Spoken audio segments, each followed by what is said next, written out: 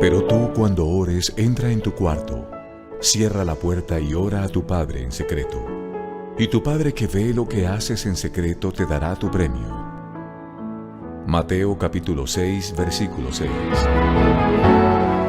La Comunidad Cristiana de Crecimiento Integral y su pastor Jairo Cruz te invitan a escuchar el Manual del Maestro, la instrucción de vida. Muy buenas noches, un gusto estar con ustedes en este espacio devocional que tenemos de la Comunidad Cristiana de Crecimiento Integral.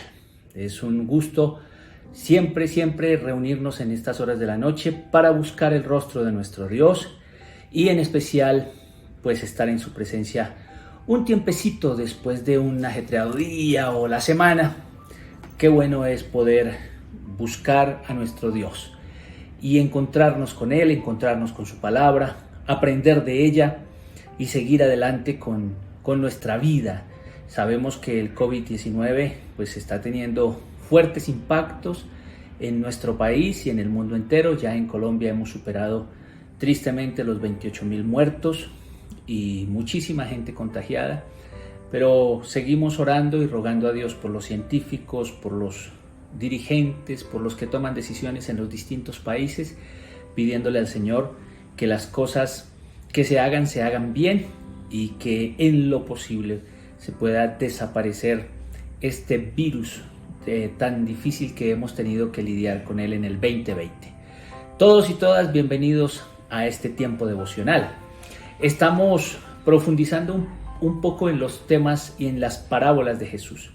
Indudablemente las parábolas del Señor son de una valía extraordinaria, porque Jesús enseñó a través de ellas, a través de las parábolas. Casi que todo, dice la Escritura, todo lo que decía, lo decía a través de las parábolas. Era un gran creador de parábolas.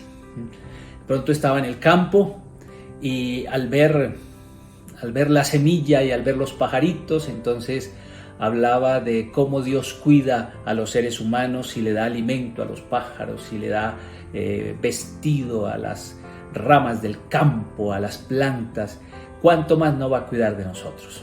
Estaba en el lago y desde allí observaba precisamente a alguno de los campesinos, agricultores haciendo algo, y de inmediato podía crear una parábola con una enseñanza profunda. Lo característico de las parábolas del Señor es que todas generaban un impacto muy fuerte, muy fuerte. No era simplemente escucharlas, a veces las leemos en nuestro contexto y al leerlas en nuestro contexto, pues como que se va perdiendo el impacto, se va desapareciendo. Las leemos como una linda historia, pero al auditorio original de Jesús, a esos primeros oyentes, de verdad que cada parábola del Señor era una punzada muy dentro de su corazón y una reflexión muy profunda que los llevaba a tomar alguna decisión. Algo tenía que pasar. Bueno, algunos biblistas han categorizado las parábolas de Jesús y estamos siguiéndolos a ellos. En primer lugar dijimos que habían parábolas de adivinanza que se convierten en alegorías, porque internamente esa parábola tiene, cada elemento de ella tiene un significado. Es muy extraño porque muchos piensan que una parábola no es alegoría, pero Jesús utilizó algunas con ese tinte. Y precisamente hablamos de la parábola del sembrador, de aquel que salió a sembrar una semilla y se encontró con distintos terrenos. Un terreno junto al camino que vinieron las aves y se lo comieron, un terreno entre una losa de piedra que por no ser profunda la plantita salió, pero desafortunadamente al no ser profunda murió rápidamente. Otro que fue entre espinos, que por crecer entre espinos estos la ahogaron, y otros terrenos que fueron buena tierra y que hicieron una cosecha al 30, al 60 y al 100 por uno. Esa es una parábola de adivinanza, ¿no? Cada elemento interno pues tiene un significado importante dentro de la narración. Luego también vimos una parábola de ejemplo, y en esta parábola lo característico del ejemplo es: miren lo que acaba de pasar, hagan ustedes de esa manera. Esa es la parábola que tiene que ver con el ejemplo. Y en tercer lugar tenemos la parábola de desafío, que les quiero invitar a abrir sus Biblias allí en el Evangelio según San Lucas. Bueno, la parábola de ejemplo, dimos, valga la redundancia, un ejemplo y fue la oveja encontrada por el pastor, ¿no? El desafío del Señor de decirles a ellos que este hombre que tenía 100 ovejas, pues se preocupó por una. Y también tuvimos una enseñanza muy interesante que les estaba diciendo a los fariseos y a los publicanos que dejaran de mirar más bien a los demás como pecadores y que los rescataran. Ese es un ejemplo. Así como hizo este pastor, también ustedes deberían estar haciendo. Y hoy vamos a mirar un poco las parábolas de desafío. Para ello vamos a tener como base el Evangelio de Lucas capítulo 10 versículo 25, por favor. Evangelio según San Lucas capítulo 10 versículo 25. Dice así: un maestro de la ley fue a hablar con Jesús y para ponerlo a prueba le preguntó: Maestro, ¿qué debo hacer para alcanzar la vida eterna? Jesús le contestó: ¿qué está escrito en la ley? ¿Qué es lo que lees? El maestro de la ley contestó: ama al Señor tu Dios con todo tu corazón, con toda tu alma, con todas tus fuerzas y con toda tu mente. Y ama a tu prójimo como a ti mismo. Jesús le dijo: has contestado bien. Si haces eso, pues tendrás la vida. Pero el maestro de la ley, queriendo justificar su pregunta, dijo a Jesús: ¿y quién es mi prójimo? Jesús entonces le contestó: un hombre iba por el camino de Jerusalén a Jericó, y unos bandidos lo asaltaron y le quitaron hasta la ropa. Lo golpearon y se fueron, dejándolo medio muerto. Por casualidad, un sacerdote pasaba por el mismo camino, pero al verlo, dio un rodeo y siguió adelante. También un levita llegó a aquel lugar, y cuando lo vio, dio un rodeo y siguió adelante. Pero un hombre de Samaria, que viajaba por el mismo camino, al verlo sintió compasión. Se acercó a él, le curó las heridas con aceite y vino y le puso vendas. Luego lo subió en su propia cabalgadura, lo llevó a un alojamiento y lo cuidó. Al día siguiente, el samaritano sacó el equivalente al salario de 2 días. Se lo dio al dueño del alojamiento y le dijo: cuide a este hombre, y si gasta usted algo más, yo se lo pagaré cuando vuelva. Pues bien, ¿cuál de estos 3 te parece que se hizo prójimo del hombre asaltado por los bandidos? El maestro de la ley contestó: el que tuvo compasión de él. Jesús le dijo: pues ve y haz tú lo mismo. Mire cómo termina la parábola, ¿no? Pues ve y haz tú lo mismo. Es una parábola que vamos a analizar poco a poco, pero nos va a servir de introducción a comprender un poco las parábolas de desafío. La parábola de desafío supone que su núcleo central es lo correcto, es lo moral, es lo ético, ¿no? Ya uno entrando en esta parábola del buen samaritano, pues se encuentra con algo muy fuerte. Y es que para tiempos de Jesús en la tierra del Señor, el sacerdote y el levita eran religiosos de primera y segunda categoría. No estamos hablando de personas no importantes, y representaban los buenos de ese tiempo. Tanto sacerdote y levitas, ahora el Señor en su parábola los contrapone a un samaritano. Los samaritanos pues van a representar un pueblo que no era grato para los israelitas, un pueblo desechado, un pueblo con el que ellos no querían tener ningún tipo de relación. Cabe notar que es probable que los samaritanos fuesen una mezcla entre algunos judíos y otros pueblos gentiles, por allá en la época de la cautividad del imperio asirio, donde el imperio asirio se llevó 10 tribus de Israel y luego, consumiéndolas, allá se quedaron, y luego el imperio babilónico en el año 586 antes de Cristo se llevó las otras 2 tribus y media, que fueron las que al final tuvieron retorno. Estos, que supuestamente se mantenían puros en raza, detestaban a los samaritanos porque se suponía que ellos se habían mezclado, entonces no los consideraban ni hermanos, y había una pugna, había una enemistad que había aparecido de mucho tiempo atrás. Al Señor no se le ocurre más sino poner a estos 2 elementos, las personas más buenas de Israel según su contexto, que serían los religiosos, los sacerdotes y los levitas, contrapuestos con un samaritano que no, para ellos inmediatamente molestó al oído. Imagínenselos a todos ellos escuchando esta parábola, y en la parábola se pone patas arriba su contexto social y cultural. Los buenos terminan actuando mal y los malos actúan bien. Si el Señor hubiese simplemente contado la parábola como un ejemplo, pues hubiese puesto cualquier personaje. Pero la parábola tiene un desafío a todos los que lo están escuchando. Fariseos, maestros de la ley, están allí escuchándolo, y también lo están escuchando publicanos, lo están escuchando pecadores, gente de mala clase, y todos ellos en ese contexto judío les tuvo que resonar duro en el oído la parábola, porque la parábola no solamente quiere dar una enseñanza moral, sino que al poner estos 2 polos opuestos y cambiar los valores, les está desafiando algo muy fuerte.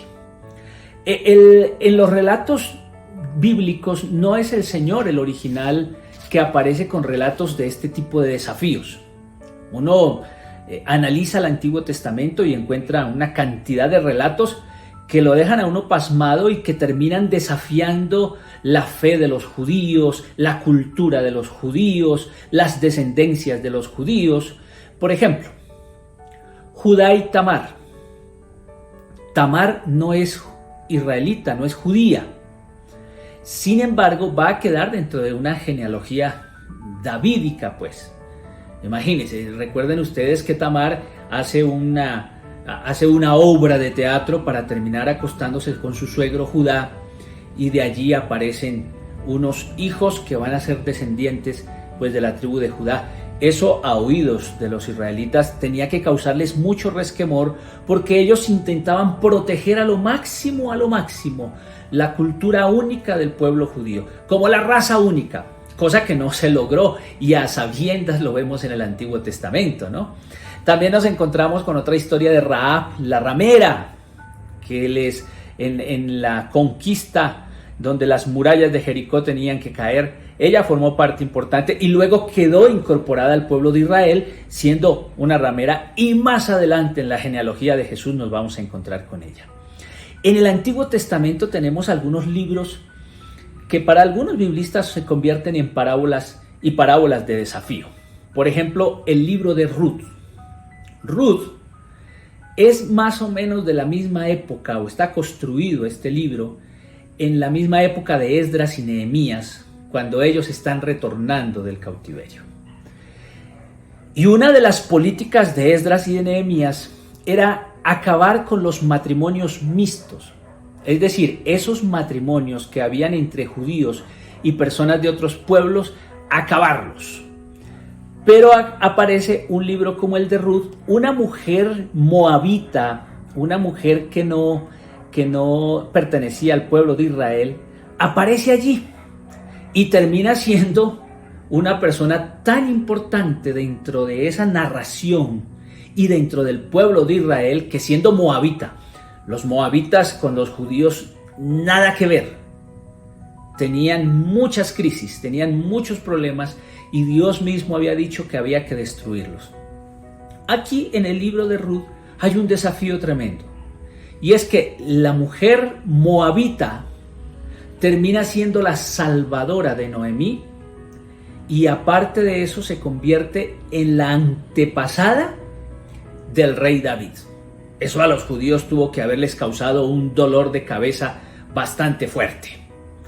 Es un desafío, ese libro es un desafío a la propuesta política y cultural de Esdras y Nehemías, que decían que los matrimonios entre judíos y gentiles, judíos y personas de otras razas, tenían que destruirse.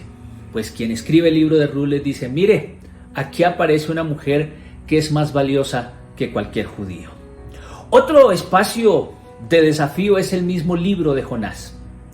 El libro de Jonás sí que nos desafía, porque Dios supuestamente manda a Jonás a predicar a Nínive, y Nínive es la capital del imperio asirio.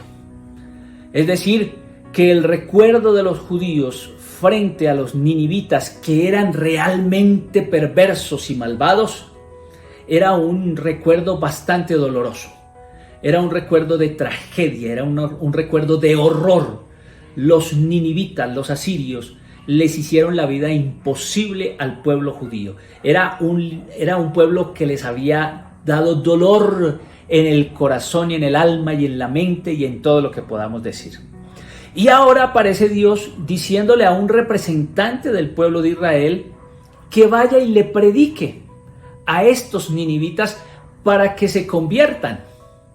Pues se entiende la lógica de que Jonás haya querido irse en sentido opuesto a donde estaban los ninivitas, porque lo que menos quisiera un israelita es que Dios tuviese misericordia de un ninivita, de un asirio que tanto daño les había hecho. Así que Jonás está haciendo lo que cualquier israelita, él es representante del pueblo. ¿Y qué está haciendo? Pues yéndose lejos, porque lo que menos quiere es que los asirios se conviertan.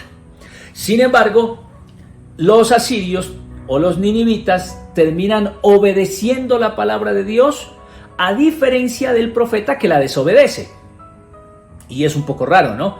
Un profeta de Dios desobedeciendo la palabra de Dios, si se supone que profeta es todo aquel que habla en nombre de Dios y que tendría que obedecer. Pues este texto bíblico que llamamos Jonás es todo un desafío a lo que ellos pensaban. Los ninivitas obedecen y el profeta desobedece. Otro desafío que encontramos. Y otro desafío del Antiguo Testamento entre sus relatos, pues es uno que estamos analizando un poco los días domingos, y es precisamente el libro de Job. Para todos los judíos había un concepto bastante fuerte. Al que obra bien, le va bien. Al que obra mal, le va mal. Y el que escribe el libro de Job nos dice que hubo en la tierra de Uz un varón justo, recto, temeroso de Dios, apartado del mal. Pues ya ahí empieza a chocar con la cultura judía. ¿Saben por qué? Pues porque Job no es judío. Job es de una región de Uz, y muy probablemente esa región también sería de los moabitas para algunos biblistas.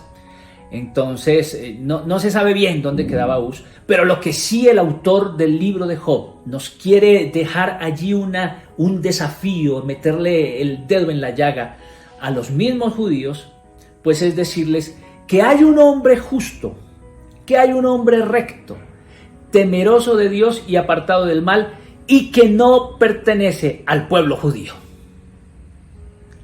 Bastante fuerte, ¿verdad? Entonces eso termina siendo un desafío. Aparte de eso, se nos hace un desafío a la ley de ellos, porque la ley de ellos decía: si usted obra bien, le va bien.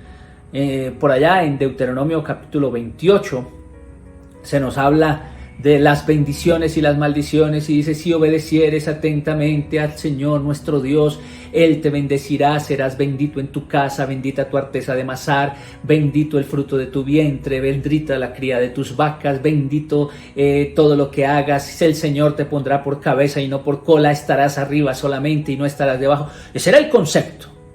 Pues aquí hay un libro que desafía ese concepto y les dice: mire, no siempre pasa así. Entonces ya tenemos un antecedente de estos desafíos en la Biblia, desafíos que empiezan a mostrar que a veces lo correcto, lo moral y lo ético se es revisado y aquí se desafía. Pues el Señor termina desafiando a todo un pueblo al que le molesta al oído esta parábola, porque ha comparado lo mejor de la sociedad judía con los peores enemigos que ellos tenían, que terminan siendo los samaritanos. Ellos no se trataban entre sí, no lo hacían. Entonces el Señor no solamente está contando una historia de un ejemplo como quien dice vayan y hagan lo mismo, ¿sí? No, el Señor aquí está contando una historia que les causa conmoción, que les causa fuerza y que ellos tienen que reaccionar bastante fuerte. Que el Señor ponga a un samaritano como ejemplo, pues tuvo que haber lastimado el ego de ellos y los oídos, el ego nacional. ¿Cómo se le ocurre a este señor ir a decir que los buenos son malos y que los malos son buenos? Y termina produciendo un desafío. El Señor provoca. Por eso todas las parábolas de Jesús hay que mirarlas más allá que el simple relato, porque en todas hay provocación. La gente se iba para su casa y se iba molesta, ¿sí? Se iban pensando. Yo me imagino que no podían algunos ni dormir enojados. Imagínense a los fariseos y a los maestros de la ley en su casa recordando la parábola del buen samaritano, ¿sí? Y recordando que el Señor puso a un samaritano como ejemplo y a un antiejemplo a lo mejor de la sociedad judía. La parábola supone que la ayuda compasiva es una respuesta acertada, indudablemente. Pero el Señor va a ir mucho más allá, porque va a provocar a sus oyentes a pensar larga y profundamente sobre sus prejuicios sociales, sobre sus presupuestos culturales y sobre sus tradiciones religiosas más sagradas. Ahí va a apuntar el Señor. Ustedes tienen un prejuicio social y ya eso tendría que ver con nosotros. ¿Cuántas veces la religión y la religiosidad lo único que nos han hecho es generarnos prejuicios sociales ante determinadas personas? Que porque no piensa como yo, que porque no actúa como yo, que porque no se viste como nos vestimos nosotros, que porque no hace lo que nosotros hacemos, entonces inmediatamente estigmatizamos y rechazamos. Y aquí ya el Señor empieza a generarles un choque a ellos y también a nosotros. ¿Quién dijo que el reino de los cielos se puede acaparar por una denominación, se puede acaparar por una iglesia o por determinado personaje? ¿Quién dijo que Dios no se puede mover entre personas que no piensan como nosotros y que no actúan como nosotros y que no lo hacen así? Pues ya la parábola nos empieza a provocar y ya nos empieza a molestar, ¿cierto? Ya nos empieza a molestar, porque nosotros hemos sido totalmente radicales con algunas personas a las que no aceptamos bajo ningún punto de vista. Si usted no es cristiano, usted no entra al reino de los cielos. Ya esta parábola nos provoca y nos incomoda, porque a los que supuestamente eran buenos, Jesús los hizo ver como malos en la parábola. Y a estos que no eran aceptados, Jesús termina haciéndolos ver de una manera distintísima. Y eso nos empieza a desafiar.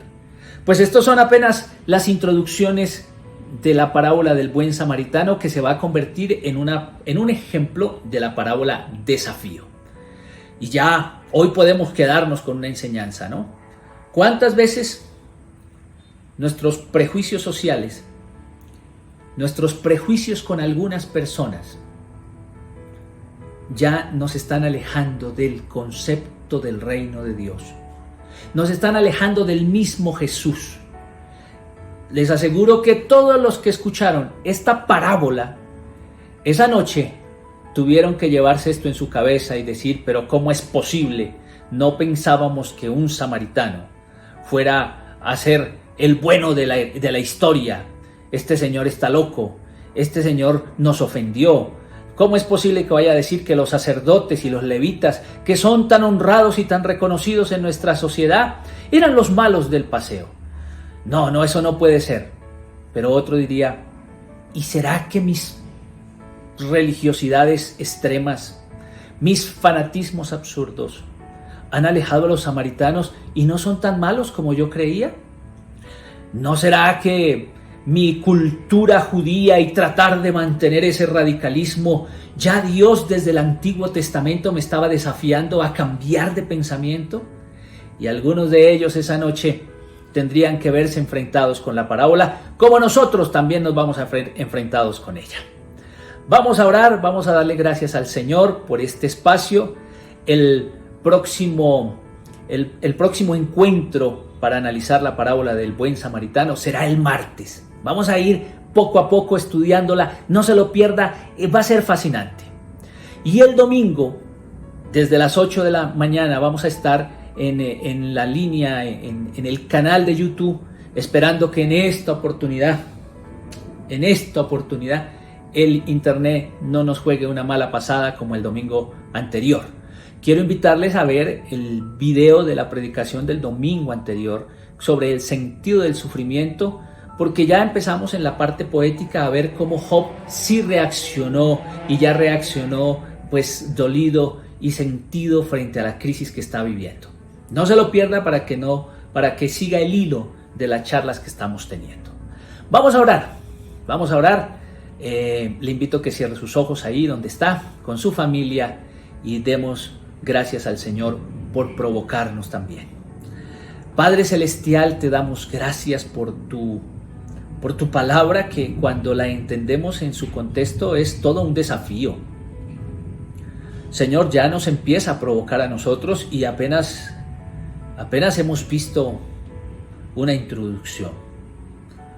Por eso es que cada palabra dicha de tus labios y que está en este libro sagrado tiene que ver con nosotros.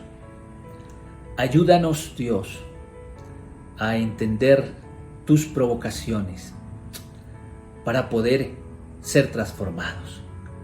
Bendecimos a cada persona y a cada familia que se ha conectado a este tiempo devocional. Tú los conoces, sabes por qué momento están pasando, qué están viviendo, qué situación están padeciendo, luchando. Y yo quiero hoy ponerlos delante de tu presencia para rogarte que en cada casa donde tú estás, donde moras, porque no eres un invitado, eres un residente permanente, tu misericordia les ayude y les levante y les restaure y les fortalezca y puedan seguir adelante. Señor, bendíceles con tu amor y tu misericordia, por favor. Igualmente, oramos por nuestro país y por esta situación que estamos atravesando del COVID-19, Señor, donde tenemos ya más de 28,000 personas fallecidas, tristemente. Por favor, consuela a sus familias, ayúdales a salir adelante, que tu amor y tu misericordia estén con ellos, Dios bueno. Te lo rogamos en este día y te pedimos que nos ayudes sabiamente a manejar esta crisis del coronavirus en nuestro país. En tu nombre, Señor, muchas gracias, Padre. Amén y amén. Bueno, muchas gracias por estar conmigo en este devocional de la noche. También tenemos nuestro devocional diario en las horas de la mañana. Inscríbase al WhatsApp nuestro, Comunidad Cristiana de Crecimiento Integral. Ahí inscríbase a ese número telefónico que le colocan en la pantalla y va a llegarle un devocional pequeño todas las mañanas de 3, 4, 5 minutos. Y vamos a iniciar el día buscando del Señor. Muy bien, Dios los bendiga, me alegra saludarles. Nos vemos el domingo si el Señor nos da vida, y no se olviden de lo que dijo el apóstol San Pablo: nada ni nadie nos podrá separar del amor de Dios, que es en Cristo Jesús, Señor nuestro. Mil bendiciones. El Manual del Maestro. La instrucción de vida.